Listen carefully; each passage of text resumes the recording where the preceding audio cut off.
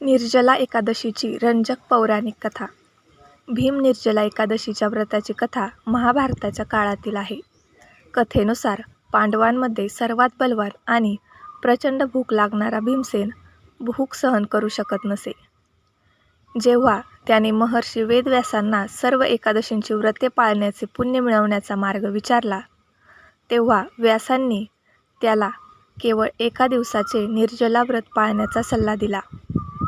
भीमसेन व्यासांना म्हणाला, हे पितामह, माझे बंधू युधिष्ठिर, माता कुंती, द्रौपदी, अर्जुन, नकुल आणि सहदेव हे सर्व मला एकादशीचे व्रत पाळण्याचा आग्रह करतात.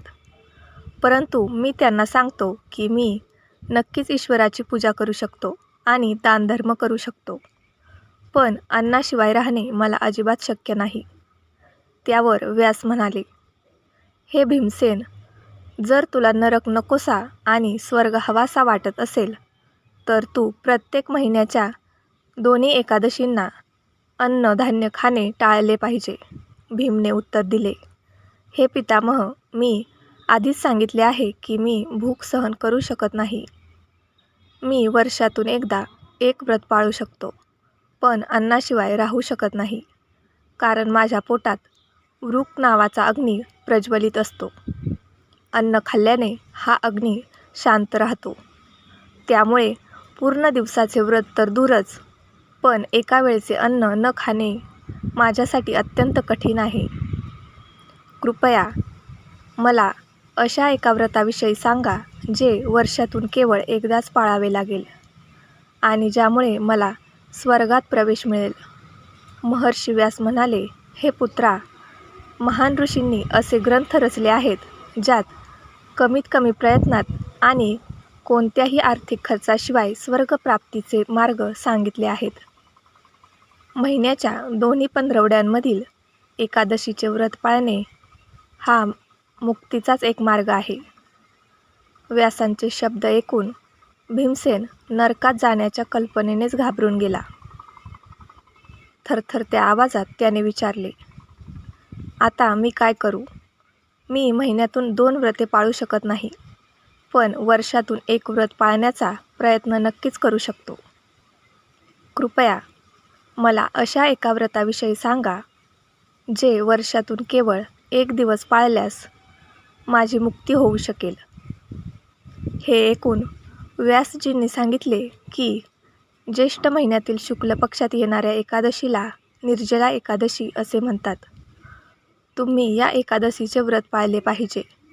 या व्रतादरम्यान पाणी पिण्यास मनाई असते.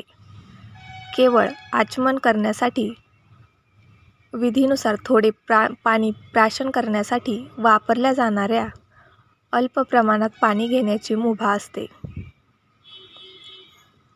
आचमनासाठी वापरल्या जाणाऱ्या पाण्याची मात्रा 6 माशांपेक्षा जास्त नसावी, अन्यथा ते मद्यपानासारखे मानले जाते.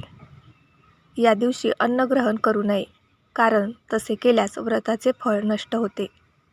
एकादशीच्या सूर्योदयापासून ते द्वादशीच्या सूर्योदयापर्यंत पाणी न पिता व्रत केल्यास वर्षभरातील सर्व एकादशींचे व्रत केल्याचे पुण्य प्राप्त होते. द्वादशीच्या दिवशी सूर्योदयापूर्वी उठून स्नान करावे आणि ब्राह्मणांना दान द्यावे. त्यानंतर स्वतः भोजन करण्यापूर्वी एखाद्या भुकेल्या आणि पात्र ब्राह्मणाला भोजन घालावे. यातून मिळणारे पुण्य संपूर्ण वर्षातील सर्व एकादशींचे व्रत केल्याने मिळणाऱ्या पुण्याइतकेच असते. व्यासजी म्हणाले, हे भीमसेन, साक्षात भगवान श्रीकृष्णांनी मला हे सांगितले आहे. या एकादशीचे पुण्य सर्व पवित्र तीर्थक्षेत्रांना भेट देण्यापेक्षा किंवा सर्व प्रकारची दाने करण्यापेक्षाही अधिक आहे. केवळ एक दिवस पाणी न पिता राहिल्याने मनुष्य पापांपासून मुक्त होतो. जे लोक निर्जला एकादशीचे व्रत पाळतात त्यांच्या भोवती मृत्यूसमयी यमदूत येत नाहीत. त्याऐवजी भगवान श्रीकृष्णाचे अनुचर त्यांना पुष्पक विमानात बसवून स्वर्गात घेऊन जातात. म्हणूनच निर्जला एकादशी हे जगातील सर्वश्रेष्ठ व्रत आहे आणि ते पूर्ण निष्ठेने पाळले पाहिजे. या दिवशी ओम नमो भगवते वासुदेवाय या मंत्राचा जप करावा आणि गोदान म्हणजेच गाईचे दान करावे. अशा प्रकारे व्यासजींच्या सूचनेनुसार भीमसेनाने हे व्रत पाळले. म्हणूनच या एकादशीला भीमसेनी किंवा पांडव एकादशी असेही म्हटले जाते. निर्जला व्रत सुरू करण्यापूर्वी देवाची अशी प्रार्थना करावी. हे प्रभू, आज मी निर्जला व्रत करत आहे आणि दुसऱ्या दिवशीच अन्न ग्रहण करेन. मी हे व्रत पूर्ण निष्ठेने पाळीन. आपल्या कृपेने माझी सर्व पापे नष्ट होवोत. या दिवशी पाण्याने भरलेला कलश, ज्यावर वस्त्र झाकलेले असेल आणि ज्यासोबत सोन्याचे दानही असेल, असे दान करावे. जे लोक हे व्रत करतात त्यांना कोट्यावधी पल, वजनाचे एक प्राचीन परिमाण आहे पल म्हणजे सोने दान केल्याचे पुण्य प्राप्त होते. तर या दिवशी यज्ञ करण्यासारख्या विधींचे फळ तर शब्दातीत आहे. या एकादशीचे व्रत केल्याने मनुष्याला विष्णुलोक प्राप्त होते. जे लोक या दिवशी अन्नधान्य ग्रहण करतात त्यांना चांडाल मानले जाते आणि ते नरकाचे भागीदार ठरतात. ज्या व्यक्तीने ब्राह्मण हत्या, मद्यपान, चोरी किंवा गुरुविषयी द्वेषभाव बाळगणे यांसारखी गंभीर पापे केली असतील तरीही ती व्यक्ती या व्रताच्या प्रभावाने स्वर्गाला प्राप्त करते. हे कुंतीपुत्रा, जे स्त्रीपुरुष हे व्रत श्रद्धेने पाळतात त्यांनी खालील गोष्टी कराव्यात.